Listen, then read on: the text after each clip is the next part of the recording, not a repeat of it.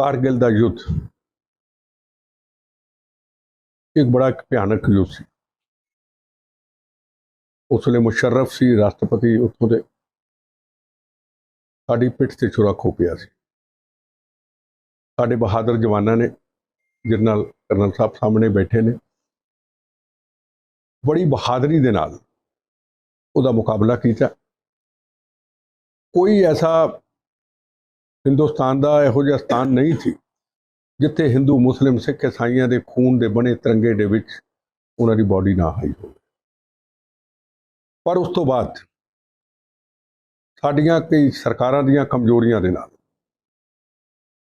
पूरे हिंदुस्तान में, कश्मीर में, दिल्ली में 26/11 की घटना, जगह जगह पे टेररिज्म आया।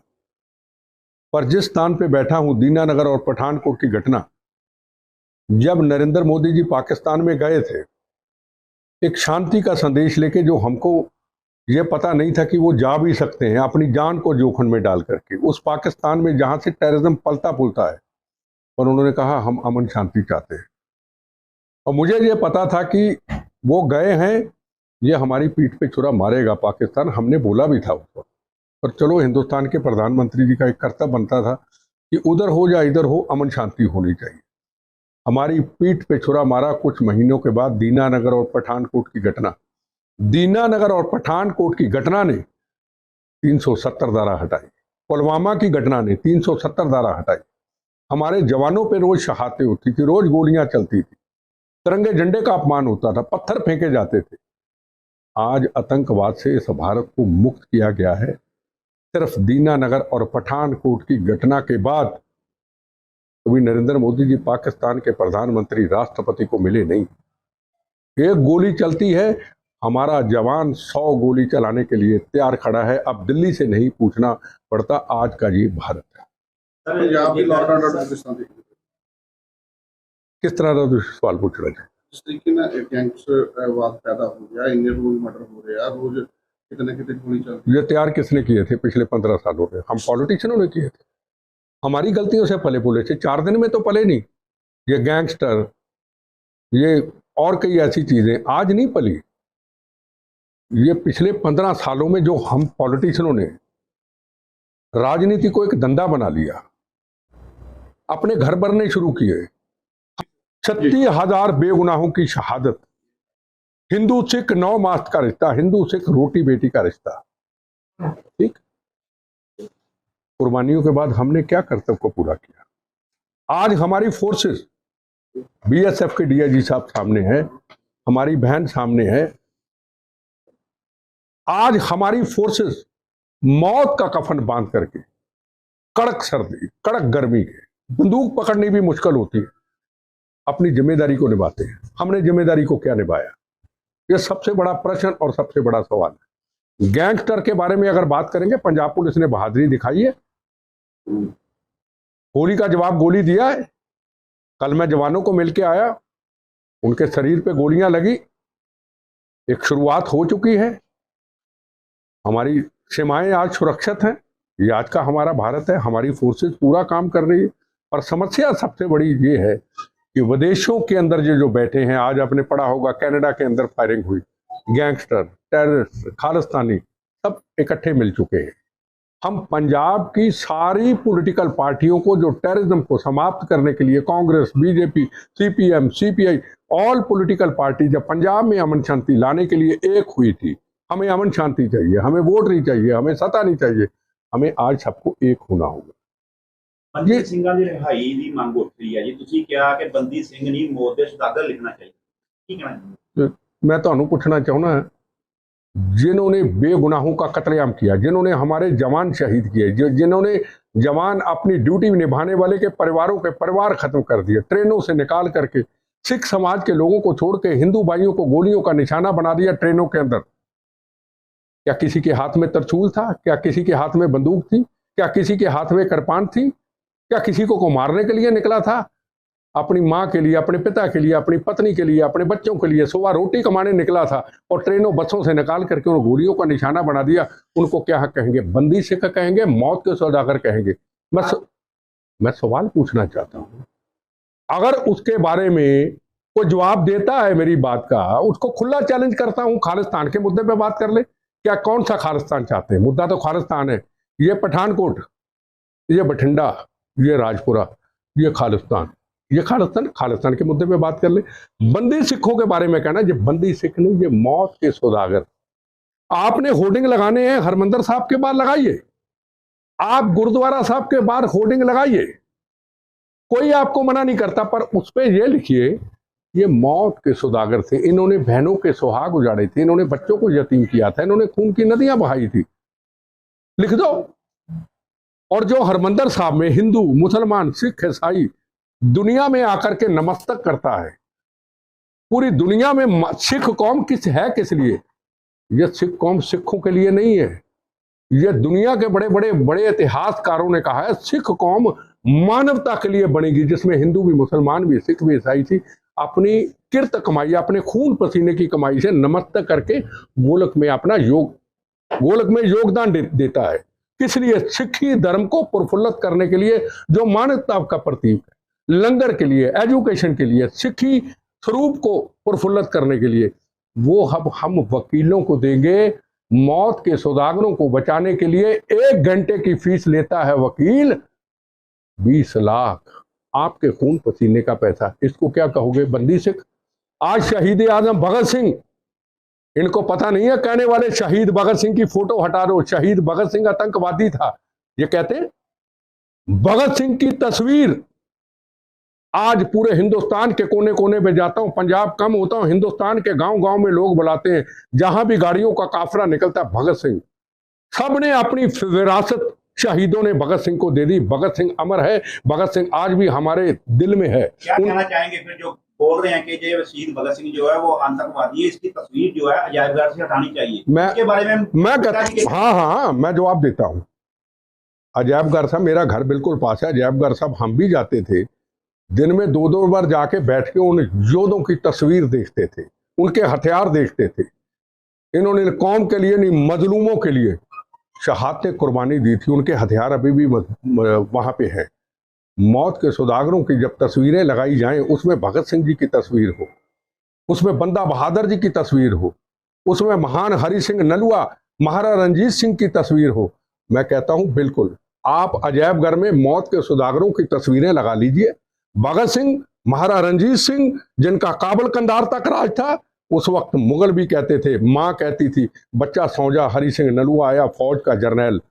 वहां उनके हटा करके सरकार को कहते कि नया अजायब घर साहब बना दो, इक्विट बना दो, और उस अजायब घर में उन योद्धों की तस्वीर लगा दो, जो मौत के सौदागर हैं, उनकी तस्वीरें वहां लगा करके लिख दो ये मौत के सौदागर थे, ये कौम का अपमान किया था, लगा दो।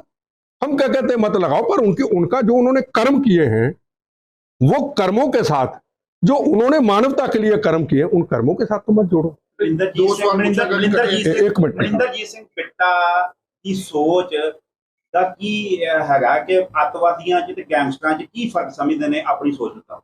देखो आज गैंगस्टर और टेररिस्ट एक हो चुके हैं, बड़ा सस्ता सौदा हो गया। 50,000 कीमत, 50,000 रुपया दो, मूसे वाले का कत्ल आपके सामने है, 50,000 दो, पूना से आदमी पकड़ो, बॉम्बे से पकड़ो, कहीं से पकड़ो, ये खतरनाक एक माहौल चल पड़ा। और इसकी तारे कनाडा में है। हमारी फोर्सेस तो पूरी ड्यूटी दे रही है, फोर्सेस ड्यूटी दे रही है, पॉलिटिकल पार्टियां ड्यूटी क्यों नहीं देती? हम बगैर वर्दी पे जिम्मेदारी निभाते हैं, जवानों के लिए शहीद हो जाते, परिवारों के लिए पूरे देश में जाते। हमें को राजनीति नहीं करनी, हम राजनीतिक नहीं है। बाकी पॉलिटिकल पार्टियां जिम्मेदारी क्यों ना उठाएं? हर चीज फोर्सेस की है कि फोर्सेस सब कुछ करे। नहीं, मैं पूछा फर्क की समझ। फर्क एक है, अब गैंगस्टर और टेररिस्ट एक हो चुके, खालिस्तानी ਜੇ ਗੱਲ ਕੀਤੀ ਜਾਵੇ ਤਾਂ ਪੰਜਾਬ ਸਰਕਾਰ ਨੇ ਕਿਹਾ ਗੈਂਗਸਟਰਾਂ ਨੂੰ ਮੁੱਖ ਧਾਰਾ 'ਚ ਲਿਆਉਣ ਦੀ। ਜਿਹੜੇ ਗੈਂਗਸਟਰ ਮੁੱਖ ਧਾਰਾ 'ਚ ਆਉਣਾ ਚਾਹੁੰਦੇ ਨੇ ਉਹਨਾਂ ਦੀ ਪੰਜਾਬ ਸਰਕਾਰ ਮਦਦ ਕਰੇਗੀ। ਫਿਰ ਬੰਦੀ ਸਿੰਘ ਜਾਂ ਫਿਰ ਅੱਤਵਾਦੀ ਜਿਹੜੇ ਮੁੱਖ ਧਾਰਾ 'ਚ ਆਉਣਾ ਚਾਹੁੰਦੇ ਨੇ, ਫਿਰ ਸਾਡੀਆਂ ਸਰਕਾਰਾਂ ਉਹਨਾਂ ਨੂੰ ਕਿਉਂ ਨਹੀਂ ਮੁੱਖ ਧਾਰਾ 'ਚ ਲਿਆਉਣਾ? देखो जी, ये सरकारों के क्या काम है, सरकार देखे। नहीं, मैं ਤੁਹਾਨੂੰ ਪੁੱਛਿਆ। मैं आपको कहता हूँ, जिन्होंने बेगुनाहों का कत्लेआम किया है, जिन्होंने कानून को तोड़ा है, जिन्होंने मानवता को मारा है, उनके खिलाफ सख्त कार्रवाई होनी चाहिए। हम कानून को नहीं, वो तो दोनों फिर आपने बराबर बोल दिया ना, आतंकवादी और गैंगस्टर। तो गैंगस्टर को तो बोल रही है मुख्यधारा में लाएंगे, लेकिन फिर उनको क्यों नहीं लाना चाहते? देखो मैं आपको फिर कहूं, कानून अपना काम करे। जिन्होंने बेगुनाहों का कत्लेआम किया है, जिन्होंने बहन के सुहागों को उजाड़ा है, उनको सजाएं मिलनी चाहिए। सजा नहीं दोगे तो फिर और बनते जाएंगे। बेटा जी, कानून ने तो अपना काम किया है, बाकी सिख सालों से जेल में बंद पड़े हैं। जो भारतीय संविधान ने सजा दी है उनको, वो सजा भुगत चुके हैं। सजा भुगतने के बाद भी सरदार साहब मेरी बात, मैं गल सुनना, मैं तुहाडी गल दा जवाब देना। मेरी गल पूरी, हाँ बोलो तुसीं, मैं तुहानूं जवाब देना। मैं कह रहा कि वो सजा भुगतने के बावजूद जेल के अंदर बंद ने। ये वाला राइट नहीं बनता जेल तो रिहा हो। अच्छा, तो जेड़े लोग शहीद हुए कभी उनके घर में गए आप? न, मैं आपने सवाल पूछने का अधिकार है, मुझे सवाल पूछने का अधिकार नहीं।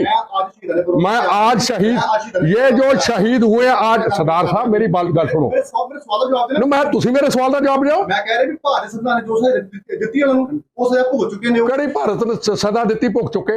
दविंदर पाल भुल्लर जिसने दिल्ली में ब्लास्ट किया मेरे ऊपर, ऐदा नहीं मेरे नाल ऐदा नहीं गल कर सकते। मेरे नाल जे तुसीं सिद्धा कह रहे मैं खालिस्तान जिंदाबाद, तुसीं कह रहे हो फिर जवाब दिओ जी। बेटा जी, मैं तुहाडी कोई नौकरी करदा जवाब दें, तुसीं जिहड़ा मैं तुहानूं कहना तुसीं जवाब दिओ हर पीसी कर रहे हो ना। मैं चल रहा, तुसीं मैनूं सवाल का जवाब दिओ ना। जिन्होंने 38 लोगों को दिल्ली में शहीद किया, उन विच ना बोलियो, हाँ। बेगुनाह लोगों को मार दिया है ना, उसके लिए देवेंद्र पाल भुल्लर को फांसी की सजा हो जाती है, ठीक है ना। उसके बाद सारी पॉलिटिकल पार्टियां उनको बचा देती हैं। क्या वो क्या है, कातिल नहीं है? नहीं, क्या वो कातिल नहीं है? उसको छोड़ दिया जाए क्या? छोड़ना या रखना हाँ। उनका काम है ना। कानून ने तो अपना काम किया ना। कौन सा कानून का काम किया? नहीं, अब जो भारतीय संविधान है, भारतीय कानून, उसको नहीं मानते आप क्या?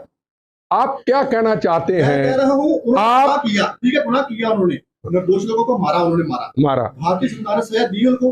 किनो कोई उनकी, देखो बात सुनो, उसको आप बंदी सिख कहोगे या मौत के सौदागर कहोगे? मैं आपको सवाल पूछना चाहता हूं। अरे मैं आपको सवाल पूछ, मैं वो बात नहीं कर रहा हूँ, मैं बात कर रहा हूँ। अरे आप वो बात नहीं कर रहे, मैं आपकी, आप मौत के सौदागर कहोगे या नहीं कहोगे? जिन्होंने बहनों के सुहागों को उजाड़ा, बच्चों को यतीम किया, ट्रेनों से निकाल करके बेगुनाह लोगों का, मौत के सौदागर कहोगे या बंदी सिख कहोगे? आप एक पत्रकार हो, जवाब दो। मौत के सौदागर थे, जब सजा भुगत लिया उन्होंने, अपनी की सजा भुगत नहीं, लिया, फिर भी आप वही फिर आप दोबारा सवाल पूछो, क्या उन मौत के सौदागरों को सजा होनी चाहिए या छोड़ना चाहिए? पूछो, मैं जवाब देता हूं। सजा तो ऑलरेडी भुगत चुके हैं वो। कौन सजा? वो तो सजा के बाद जेल में बंद है ना। मतलब तो ये इस बात क्या है? उसको जबरदस्ती बंद करके रखा है। हाँ तो है ऐसा ही है ना, ऐसा ही है, इसी की बात कर रहे आप हो। किसी शहीद परिवार के घर गए हैं जिनको शहीद किया? आप कभी गए हैं? शहीदों के प्रोग्राम पे आया हूँ। अरे आप प्रोग्राम पे आए तो सवाल पूछ रहे, कारगिल का सवाल पूछो ना। अरे कारगिल के शहीदों का सवाल पूछो ना।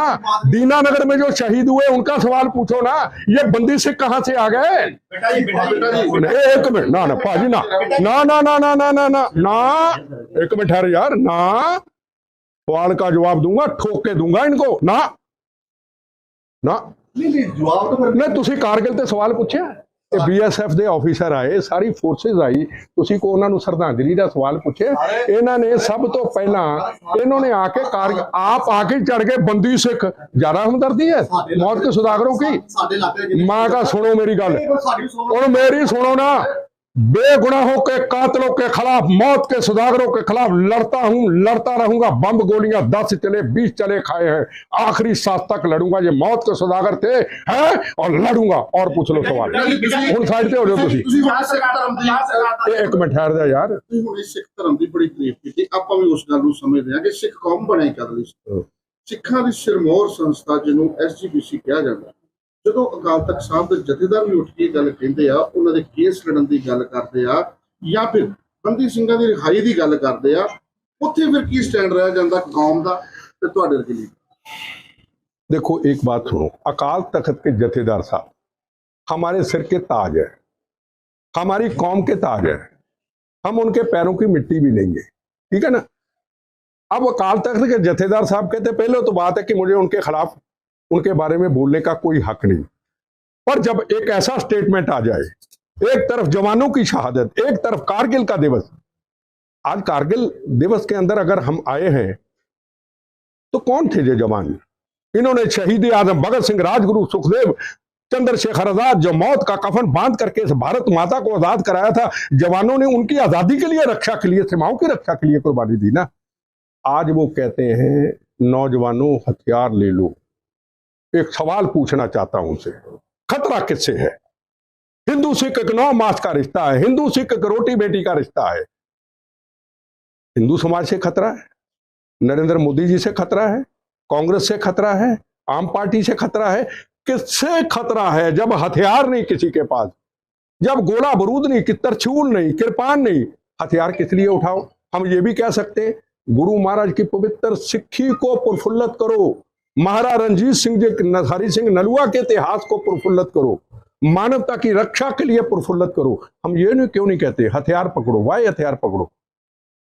1 घंटे की फीस वकील लेता है 20 लाख रुपया। ये जो कहते हैं ना सरदार साहब बंदी सिख, इनको कहना चाहता हूं, सबको कहना, मौत के सौदागर को बचाने के लिए जिन्होंने बहनों के सुहागों को जड़ा, जिन्होंने हमारे सुरक्षा जवान शहीद किए, एक टाइम की फीस 20 लाख रुपया लेता है।